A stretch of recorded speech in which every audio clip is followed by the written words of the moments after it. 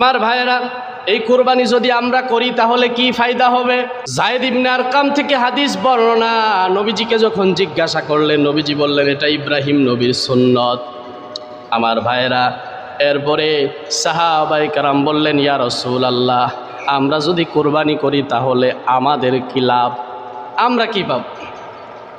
আমার নবীজি বললেন, ও সাহাবায়ে কেরাম, ক্বালা বিকুল্লি শারাতিন হাসানা, তোমরা যে পশুটা কোরবানি করো, এই পশুর গায়ের ভিতরে যতগুলো লোম আছে, যতগুলো চুল আছে, প্রত্যেকটা চুলের বিনিময়ে আমার রব্বুল আলামিন একটা একটা করে নেকি তোমাদের আমলনামায় উঠায়া দিবে।